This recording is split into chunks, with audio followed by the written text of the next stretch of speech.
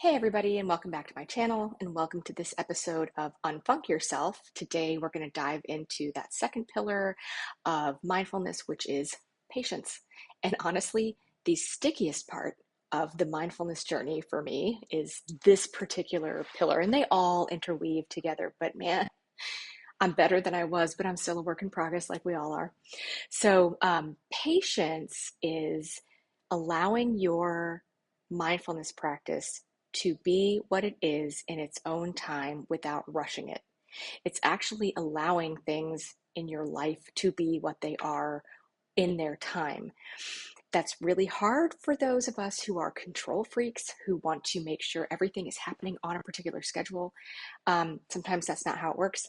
And I just want to say something about the mindfulness practice. So, mindfulness isn't something that you carve out of your day. It's not like, oh, I'm going to go to the gym for an hour, or I'm going to go run for 30 minutes, or I'm going to, sit down and knit for 45 minutes.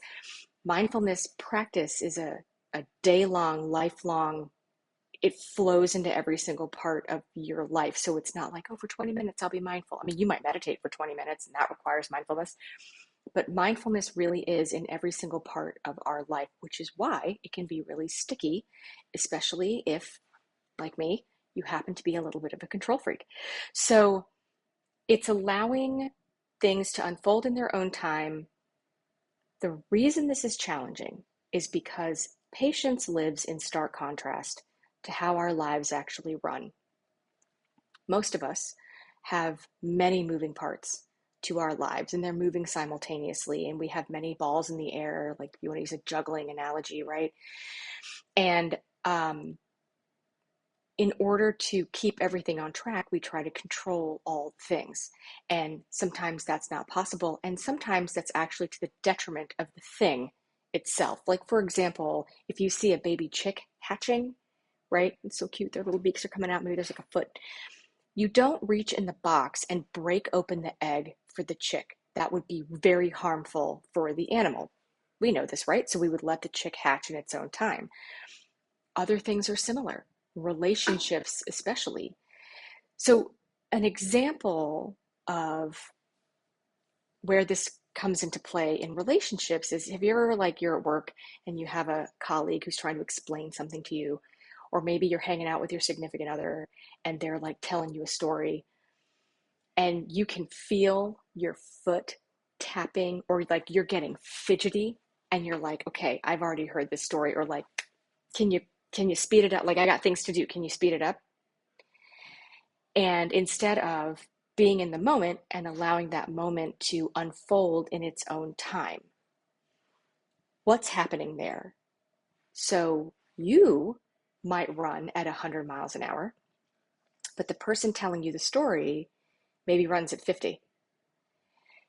Allowing that story to unfold in its own time is a practice of respect. You're demonstrating respect. Not only that, you're practicing empathy.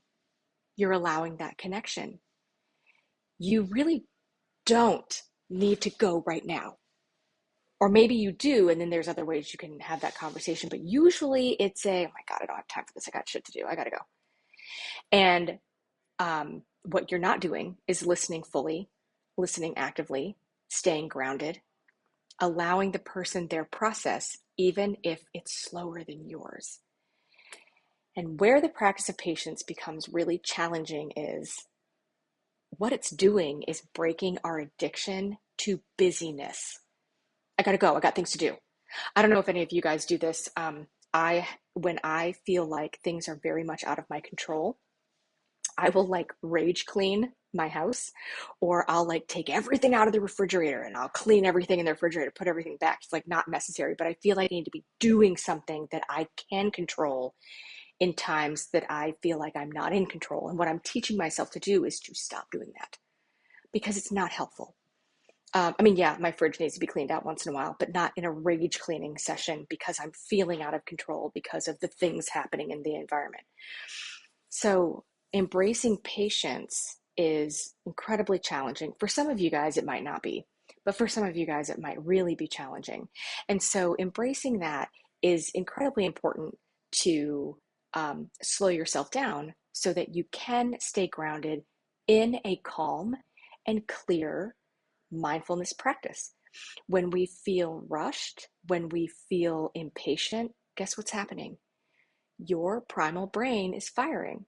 Our brains are so wild, but your primal brain is firing. It feels like a threat. So you want to rush and control in order to assuage that threat. But it's not really a threat. So these are the things to think about as we're talking about patience. Anyway, come find me on Instagram, unfunk yourself. Um, it's actually unfunk underscore yourself underscore book on Instagram. Let's have a conversation. Until then, practice some patience, and I'll see you next time.